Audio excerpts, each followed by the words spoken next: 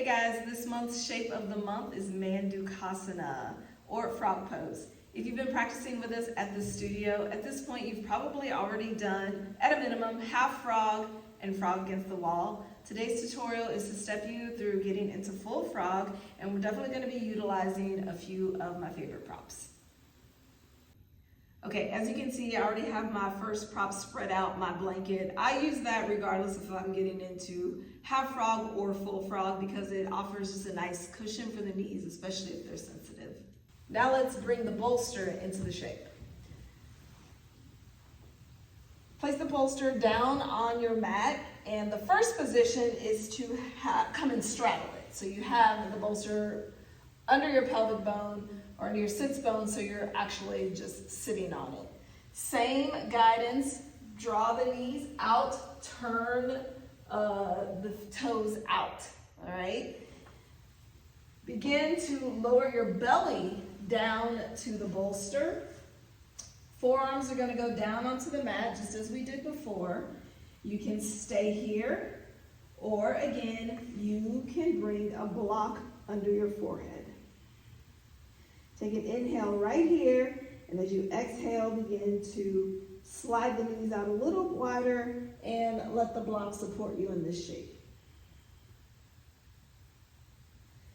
This is a much gentler version of Mandukasana.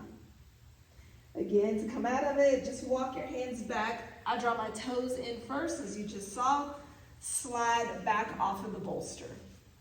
The second way to use the bolster, again, there are numerous ways. The second way that I use the bolster is to bring the bolster up a little bit higher because I want it to support more into my chest, because I do want my hips to have the space to be able to lower closer down to the earth. So again, toes are going to turn out. I'm widening my knees as far as they can go. Here, I'm going to my edge, not past it, so don't go to the point of any pain, any pulling, cracking, none of that. We want to stay safe. Begin to lower your chest down right here. Now this does add a little bit more sensation, so this would probably be kind of a midway on the intensity scale. And in this shape, I really don't need to add a block to it because I can just put my forehead down. I like my cheek down. You can also come with your forehead down or turn your cheek the other way. And again, as your hips start to soften, the pelvic bone will work its way closer down to the earth. When people first start practicing yoga, the first, or I guess the second prop that I recommend you buy, your mat, of course. Second in line would be a set of blocks because they are so versatile and they can take the place of a blanket or a bolster in most situations. In frog, I'm going to use the blocks as a replacement for my bolster. I don't know why I found it so hard to get that out, but here we go. So I'm gonna line my blocks up, come back down to the mat, and begin to lower down.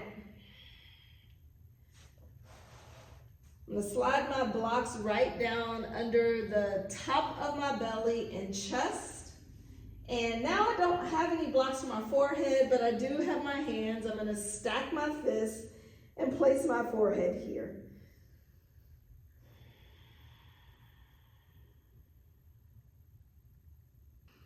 All right, that's all I have for you. I do hope that you find this tutorial helpful.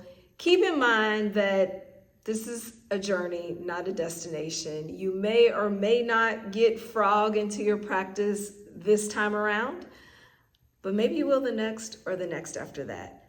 Just have fun with it and be good to yourself. Stay safe on the mat, and I'll see you soon.